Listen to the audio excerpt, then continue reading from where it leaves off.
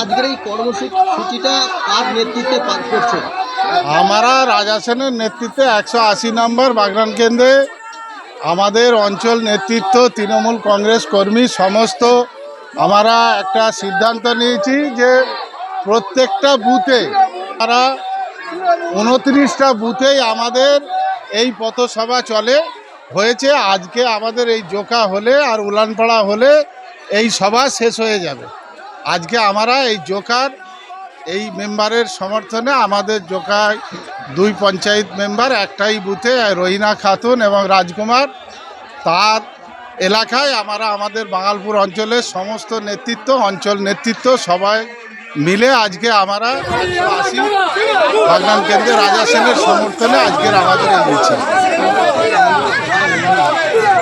আমাদের উন্নয়ন কতটা হয়েছে সেটা আপনি জনগণের কাছ দিয়ে জানলেই পেয়ে যাবেন। আর যে উন্নয়ন আছে সব তার চোখের সামনে।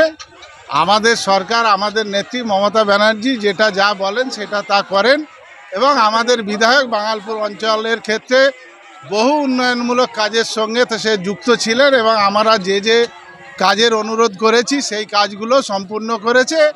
আমরা যেমন এই মিছিল আস্তে আস্তে এই নদীর বাঁধে উঠছি। এই নদীর বাঁধ একটা সময় 1 হাঁটু কাদা থাকতো, এই এলাকার মানুষ এখান দিয়ে যেতে পারতো না। আমরা কিন্তু বাগনান কেন্দ্রের বিধায়ক অরুণাভ সেন রাজাকে বলার সঙ্গে সঙ্গে আমাদের এলাকার মানুষের এই সমাধান শেষ করে দিয়েছে। এই ঢালাই রাস্তা প্রায় 14 থাকতে কোনো জায়গায় 14 ফুট, কোনো জায়গায় 15 ফুট চওড়া রাস্তা আমাদের হয়েছে। তো 2026-এ তো বিজেপি তো চাইছে পরিবর্তন, তো কী বলবেন এটা নিয়ে? শুনুন, ওদের পরিবর্তন হচ্ছে একটা শ্রেণীর মানুষকে, অর্থাৎ সংখ্যালঘু যারা সম্প্রদায় মানুষ তাদেরকে সরিয়ে দিয়ে তারা ক্ষমতায় আসতে চাচ্ছে। কারণ পশ্চিমবঙ্গে নয়, ভারতবর্ষে এটা কোনোদিন সম্ভব হবে না যে একটা শ্রেণীর মানুষকে সরিয়ে দিয়ে এই এলাকায় বাংলা দখল করবে। এটা ওদের দিবা স্বপ্নই রয়ে যাবে। এ নিয়ে আমাদের আর বলার কিছু নেই। চতুর্থবারে কি মুখ্যমন্ত্রী তাহলে কে হচ্ছেন?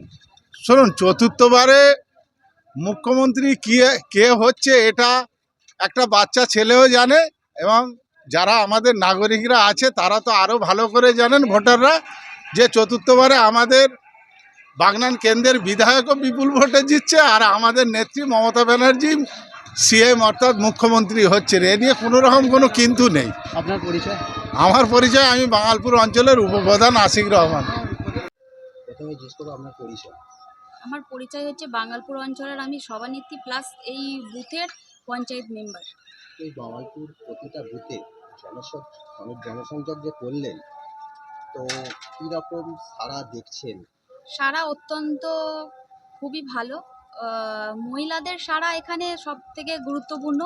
মহিলারা যেভাবে আগ্রহী, পুরুষদের থেকে মহিলাদের সাড়াটা আমি বলবো সব থেকে বেশি। তো মুখ্যমন্ত্রী হিসেবে কাকে দেখতে চাইছেন? মুখ্যমন্ত্রী হিসাবে আমরা মমতা ব্যানার্জিকে আবার দেখতে চাই। নাম? আমার নাম রহিনা বেগম।